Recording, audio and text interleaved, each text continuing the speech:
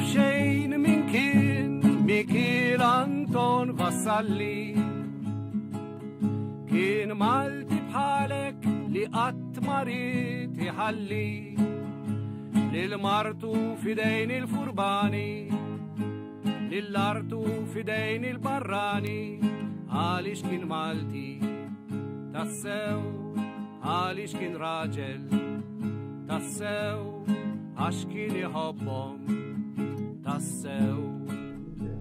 Għandi l-pjaċir nilqa' miegħi lill-Professur Franz Ċappara u se nitkellmu dwar Vassalli Illuminista. Qabel xejn, fis-seklu 18 xi ħadd illuminista kif kien jaħsibha differenti minn min ma kienx. Mela, ħanatu tifsira tal-Illuminizmu. Għaw ħafna tifsiriet, imma l-aqwa tifsira kienet tal-filosofu Immanuel Kant. Illi dan qal li l-Illuminizmu kien dak iż-żmien meta l-bniedem sar matur. U jgħidilna xi tfisser matur. Matur jiġifieri li tibda taħseb għal rasek. Għax jgħid illi kieku tajjeb kulħadd jaħseb. Tħalli li xi ħadd jaħseb għalik, tmur fejn iritu, tagħmel imma issa sirna maturi u kulħadd jaħseb moħħu. Mela kien dak iż-żmien illi ir-raġuni ħassib soluzzjoni għal kollox. Mela għandek edukazzjoni ġdida, għandek kodiċi ta' liġijiet ġodda, mela inqas tortura, inqas pini kapitali u l-komplement. Dinja mela kienet ħatkun dinja illi ħajsibu soluzzjoni kienu dinjajdu ta' kollox dan, għallu ħatkun dinja aħjar. Il-proposta ta' Vassalli li l-istat għandu jaħseb fl-edukazzjoni ta' tfal kollha kif tażlu mill-letterati ta' żmien. Sewa.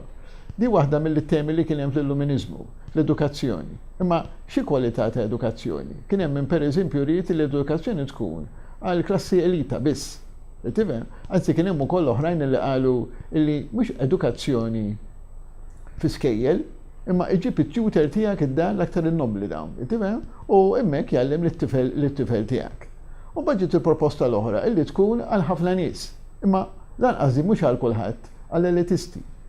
Vassalli kien wieħed minn dawk illi qal le, l-iskola ħad tkun għat-tfal kollha. U fil-fatt ħareġ kif nafu għandu il-proġett illi ġa fid-diskorso eliminare illi din ħad tkun għal nies kollha, għat-tfal kollha. U hemmhekk jagħtina programm vera sabiħ. Programm mela kif ħajjitalmu dawn. Programm x'ħajjitalmu wkoll dawn.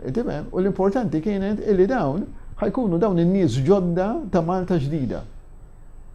Vassalli kemm il-darba jirreferi għal metodu ġdid li bis-saħħa tiegħu l-istudenti se jiksbu tagħlim akbar. Għal xiex kienet jirreferi meta jsemmi dan il-metodu. Tajjeb ħafna. Illi dan Vassalli kien qed jgħid illi dak iż-żmien il-Maltin kienu imur l-iskola x'kien hawn skejjel ta' forma ta' skejjel.